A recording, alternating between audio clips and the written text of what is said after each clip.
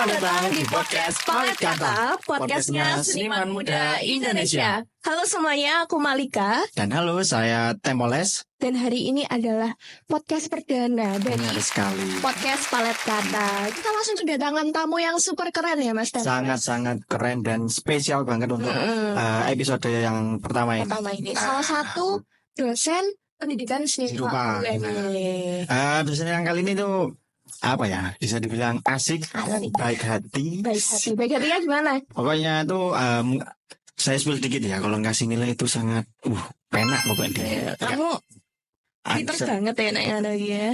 Semoga nanti habis podcast ini nilai saya bagus. Oke, langsung aja kamu berlama-lama ya Temoles ya. Kita sambut Bu Arsyanti Latifa. Apa kabar Mas Temo? Gimana kabarnya? Alhamdulillah. Mungkin Bu Arsyanti bisa sapa penonton dulu. Oke, hai semuanya. Halo Sobat Palet Kata. Kita ketemu di acara podcast.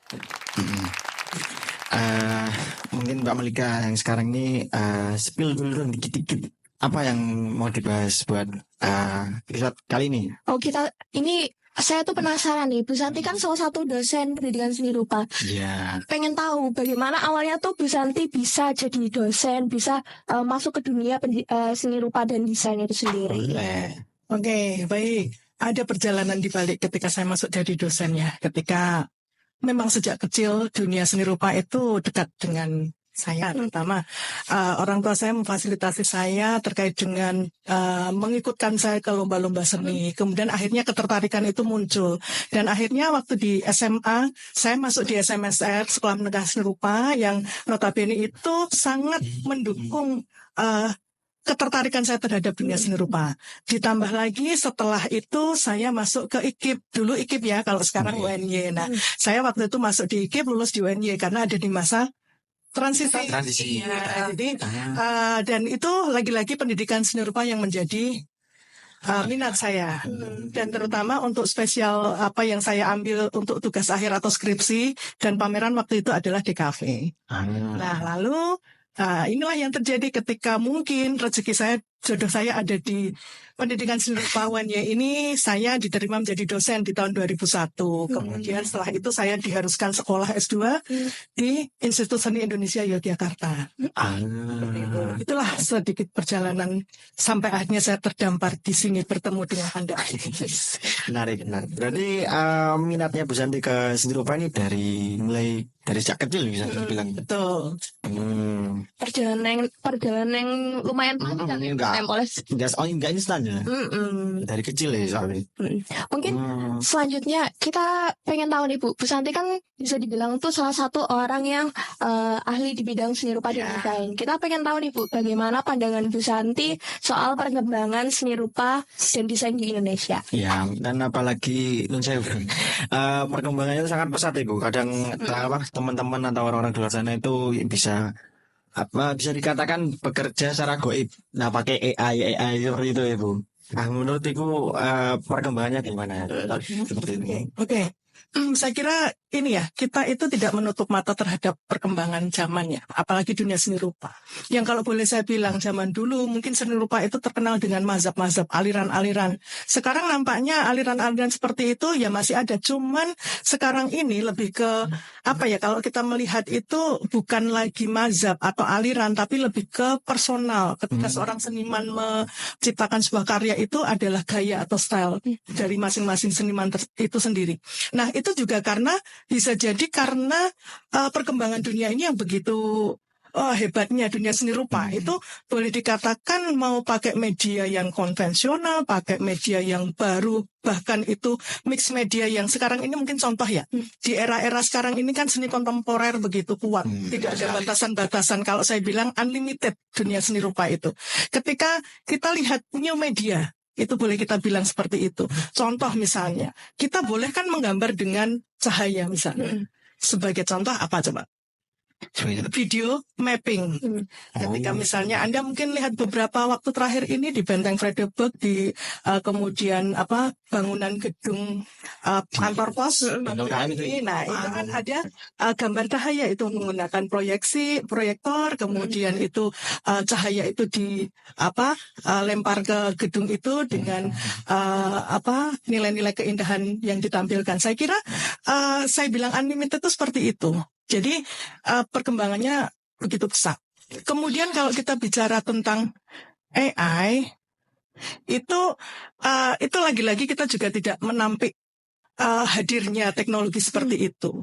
Cuman kalau dari saya, AI itu bisa jadi kita membutuhkan untuk hal-hal tertentu.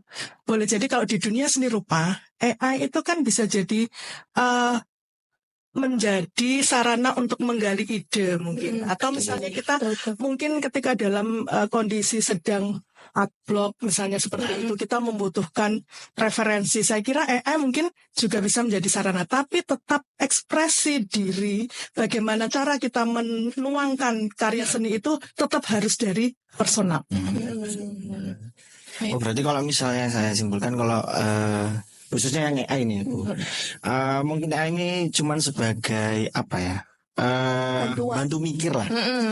Pusat inspirasi dan pusat kreativitasnya dari kita sendiri ya, Bu. Betul, saya kira itu lebih ke pedoman. Saya tetap plus minus kalau untuk AI itu sendiri.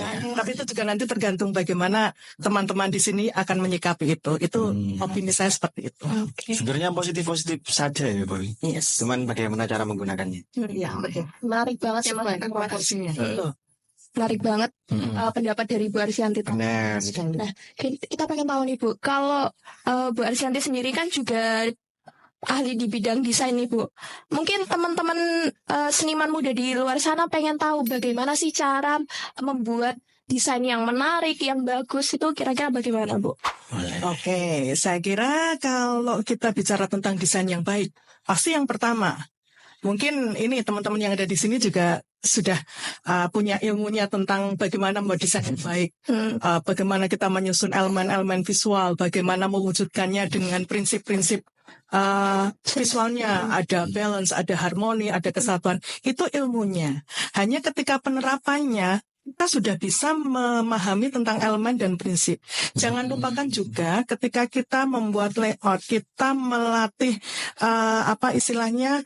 bagaimana kita rajin untuk berkarya, kita mencari referensi, kita melihat tren-tren yang ada sekarang seperti apa. Dan jangan lupa juga ketika berkaitan dengan konsep, itu juga akan kita sesuaikan dengan apa temanya, apa nuansanya, apa kalau kita bicara itu mungkin key color-nya, keyword-nya. Nah, itu yang menjadi catatan-catatan yang bisa untuk menjadikan desain itu menjadi menarik. Dan jangan lupa karena dalam desain itu tidak hanya ilmu-ilmu yang berkaitan teknologi itu, tapi juga estetika, nilai keindahan yang itu kadang mungkin sense of art itu memang hadirnya itu dari dalam diri kita, tapi tentu dengan banyak melihat, banyak melakukan, banyak mengaplikasikan. Nah, kira-kira seperti itu. Jadi kurang lebihnya seperti itu. Jangan lupa lihat tren. Berarti itu teman-temannya. Jangan lupa lihat tren. Banyakin referensi. Nah, itu juga. Banget. Nah, semakin berkembangnya seni rupa dan desain di Indonesia kan semakin banyak teman-teman yang pengen terjun ke dunia seni rupa dan desain, pengen menjadikan seni rupa dan desain itu sebagai pekerjaan ya Teh. Mungkin kasarannya itu biar bagaimana cari uang dari mendesain itu. Kayak gitu. Okay. Saya kira sekarang ini masyarakat sudah mulai melek terhadap seni ya. Meskipun dulu waktu zaman-zaman orang tua dulu itu kadang ngapain sekolah seni, kamu bisa makan apa dari seni misalnya seperti itu, karena belum adanya kesadaran. Tapi sekarang ketika dunia industri kreatif itu begitu marak, terutama ketika seni itu justru bidang yang sangat dibutuhkan di saat ini, itu menjadi potensi untuk kita semua di sini bisa menjadikan seni itu atau desain itu sebagai profesi. Nah, mungkin gambaran atau tips yang bisa saya sampaikan begini. Di samping tadi juga konsisten dalam berkarya. Kemudian jangan lupa kalau saya punya pemikiran itu, kalian itu kan punya kekhasan atau style tersendiri ketika membuat desain atau karya seni. Nah, saya kira itu akan menjadi branding atau akan menjadi sesuatu yang membedakan antara karyamu atau desainmu itu dengan yang lainnya. Itu kan karena saya tadi bilang karya seni itu kan personal gitu kan, atau desain itu kan personal, punya style masing-masing. Nah, itu menjadi brand. Nah, ketika menjadi brand itu sampaikan ke khalayak, tentu dengan memanfaatkan media sosial. Nah, itu sekarang ini media sosial juga bisa dijadikan portofolio untuk kita mendapatkan istilahnya klien mendapatkan buyer. Nah itu akhirnya yang seperti itu ketika konsisten memanfaatkan platform, terus itu nanti jejaring itu akan menjadikan istilahnya tempat di hati klien yang akhirnya itu bisa menjadi sumber penghasilan. Termasuk ya mungkin bisa jadi seperti itu. Mungkin kalau dari saya, mungkin dari ringkasannya Bu Santi, yang pertama itu tadi karakteristik ya Bu, yang pertama. Terus habis gitu teman-teman banyakin bikin atau mencari portofolio. Terus apa lagi tadi ya? Jangan lupa memanfaatkan sosial media. Nah itu dia, sosial media sekarang apa ya istilahnya, kenceng lah kalau buat teman-teman promosi seperti itu di bidang seni. Mungkin itu tadi pertanyaan kami Bu. Nah, kita tuh juga punya pertanyaan dari penonton kita Bu. Kita sudah menyeleksi dari banyaknya Q&A ya teman. Banyak banget, ada sekitar berapa tadi? 3.100 berapa? Saya boleh. 3.000 nanti dibikin tidak ya? Enggak semuanya. Enggak semuanya. Sampai besok. Nanti sampai besok ini podcastnya. Oke, mungkin kita langsung lanjut ke sesi Q&A aja ya. Benar. Pertanyaan pertama dari agak susah ini username-nya JZWSHR. Walah mesti Gensi. Pertanyaannya, apakah menjadi seniman di hari ini merupakan suatu privilege atau keberuntungan? Terima kasih Bu. Oke, thank you. Wah, betul-betul berat sekali ya. Berapa kintal Mas? 2 kintal ya. Oke, saya kira ini pertanyaannya sangat menarik ya. Ini Mas JWR siapa tadi? Oke, seniman, untuk menjadi seorang seniman itu apakah ada privilege atau keberuntungan? Saya kira privilege atau keberuntungan itu itu salah satu faktor, tapi sebetulnya bukan itu saja yang menentukan. Sebagai contoh begini, seorang seniman ketika tidak berkarya, tidak konsisten, kemudian tidak eksis untuk mempublish karyanya melalui pameran-pameran, saya kira juga nonsens kayak gitu aja. Jadi seniman itu juga harus konsisten terus berkarya, kemudian mengikuti segala pameran. Saya yakin di situ akan ketemu jejaring relasi yang saya kira dari seringnya bergaul, dari seringnya mempublikasikan karyanya, mengikuti pameran, itu saya kira itu akan terbentuk relasi, akan terbentuk jejaring. Nah, yang itu akhirnya ketika ada koneksi, ada relasi, itu kan akan membentuk suatu boleh dikatakan, kalau saya bilang bisa dikatakan privilege karena sudah ada jaringan, sudah ada relasi seperti itu. Nah, akhirnya ketika keberuntungan itu juga itu, kalau saya boleh bilang itu orang itu pasti sudah, atau seniman itu sudah punya keberuntungannya masing-masing. Tetapi tentu harus kita upayakan keberuntungan itu.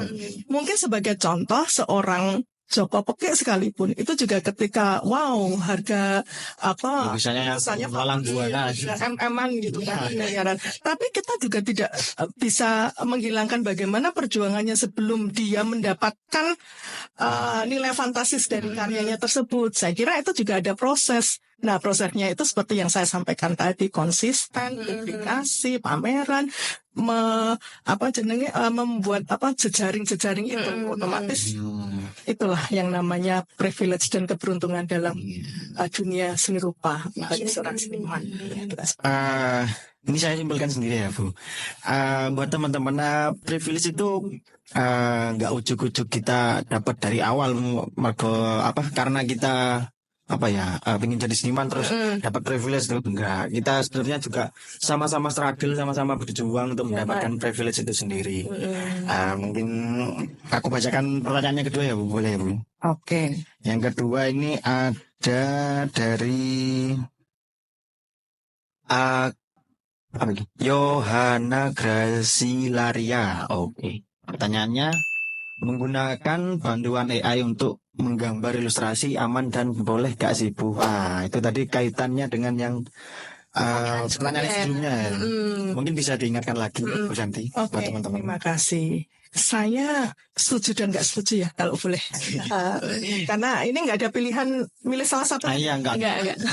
Oke, saya tadi sudah sempat sampaikan bahwa AI itu memang sekarang ini sangat mendukung, sangat membantu kita. Tapi saya lebih kepada AI itu hanya membantu. Membantu dalam artian itu tadi kita mungkin stuck dalam ide, sedang memiliki adblock ya mungkin atau misalnya kita memang perlu referensi-referensi yang apa ya yang bisa saya lakukan itu untuk membantu mencari jawaban dari pertanyaan-pertanyaan atau apa yang mungkin kita stuck di situ. Tapi kemudian akhirnya ketika AI itu akhirnya menjadi referensi itu kembali lagi ekspresi diri seorang desainer seniman itu ya harusnya memang dari diri sendiri. Kita punya style sendiri, kita punya cara memvisualkan sendiri, gaya kita sendiri. Bagaimana kita merepresentasikan karya seni itu ya diri kita yang sebagai penentunya, bukan AI. Saya seperti itu. Menarik banget. Bisa kalau di sini mungkin bisa dikatakan aman ya, tapi dengan batasan tertentu menggunakan AI-nya itu ya Bu. Tapi, seperti itu. Dalam artian aman itu yang seperti apa? Kalau saya misalnya sebagai dosen misalnya meminta mahasiswa membuat ilustrasi ya nggak mungkin akan saya bilang ini AI itu nggak bisa kayak gitu. Tapi kalau misalnya ini kita membantu, mungkin kita ambil dari beberapa AI atau istilahnya pencarian kita yang kita dapatkan hasil dari pencarian yang kita dapatkan mungkin kita bisa ambil ini saya bisa mencoba mengembangkan bagian yang ini, mengembangkan backgroundnya, mungkin mengembangkan jadi itu lebih ke referensi saja itu tapi bukan yang terus kita pakai benar-benar AI kemudian dikumpulkan wah bagus sekali ini dosennya nggak bakalan tahu kalau misalnya ini pakai AI tapi kan kelihatan AI sama tidak itu kan beda sekali. Berarti teman-teman itu aman kalau dibuat referensi ya. Kalau dibuat copy paste jangan. Seperti itu. Oke, menarik banget ya Mbak. Menarik, sangat menarik. Dengan Bu Arsyanti. Mungkin kita lanjut pertanyaan yang terakhir. Ketiga aja. Oke, sebagai pelaku di dunia kreatif, khususnya dunia desain, bagaimana cara yang efektif untuk melakukan branding agar mendapat pasar atau klien yang sesuai dengan spesialisasi kita, Bu? Ini kayaknya pertanyaannya juga hampir mirip-mirip ya dengan topik kita tadi. Mungkin bisa ditambahkan, Bu? Oke, paling saya menambahkan begini. Ketika kita bicara tentang branding ya, kita ada yang namanya personal branding. Personal branding itu apa yang ingin kita tampilkan, apa yang ingin disampaikan dari seseorang itu tentang dirinya. Apakah dia itu seorang seniman, apakah dia itu seorang desainer, atau apapun itu adalah personal branding. Tinggal bagaimana mengelola personal branding itu tentu pertama. Kalian itu punya kekhasan apa? Citra kalian seperti apa? Mungkin contoh Mas Temoles nih ya. Kalau secara visual, secara fisik, rambut gondrong, anting-antingnya 4, berapa itu? Ya, gitu. Nah, itu kan saya kira personal branding yang paling kuat yang pertama kali itu adalah secara visual.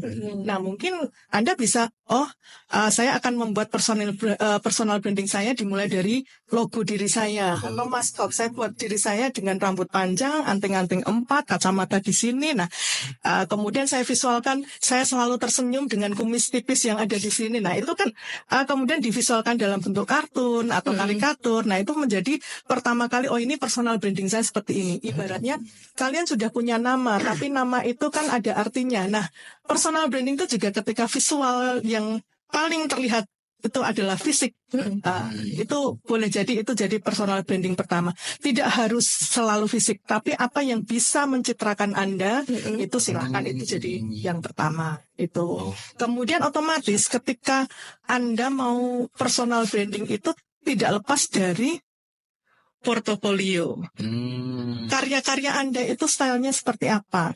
Apakah kartun kah? Apakah realis kah? Itu bisa terlihat ketika contoh misalnya Anda akan membuat Mas Temolas ini akan membuat dirinya itu dalam bentuk kartun, karikatur. Portofolionya itu juga pasti tidak jauh-jauh dari karya-karya kartun, karikatur. Kemudian lagi-lagi saya tadi menyampaikan kita itu udah di dunia digital, di era media sosial yang di situ bisa menjadi tempat kita portofolio karya. Tidak seperti zaman dulu kita harus nenteng ke sana kemari, itu portofolio fisik yang harus kita bawa ke misalnya biro agen segala macam. Sekarang dunia digital itu sudah sangat mungkin bisa kita lakukan istilahnya bahkan mungkin transaksi, bahkan mungkin untuk ini loh karya saya seperti ini silahkan dibeli. Tapi jangan lupa portofolio itu tadi juga sertakan deskripsi. Apakah ini logo, apakah ini ilustrasi, ini temanya apa, sehingga itu nanti dengan sendirinya segmentasi pasar itu akan langsung bisa terbentuk sendirinya. Kira-kira seperti itu. Ya. Berarti Manfaatkan sosial. teman-teman yang pertama manfaatkan medsos. Dan selanjutnya untuk personal brandingnya itu kita bisa membranding diri kita sendiri. Kayak aku tadi gondrong gitu kan. Nah itu kayak apa ya, memperkenalkan kita sendiri dari dalam rumah seperti itu. Menarik banget ya. Menarik banget semuanya, jawaban-jawabannya tuh apa ya istilahnya kalau sekarang daging semua. Jempol. Mungkin itu saja ya. Iya. Podcast hari ini biar tidak terlalu lama. Seawal juga awal. Nanti ada kalau podcast yang 2 jam tuh ada. Tunggu aja. Oke, terima kasih sebelumnya Bu Santi sudah berkenan hadir. Ilmunya sangat bermanfaat nggak hanya untuk saya dan Tempoles, tapi pastinya buat teman-teman yang lagi nonton di sana. Terima kasih. Jadi juga terima kasih penonton-penonton semua yang sudah menyaksikan sampai akhir. Terus berkarya dan sampai jumpa di podcast selanjutnya. Dadah.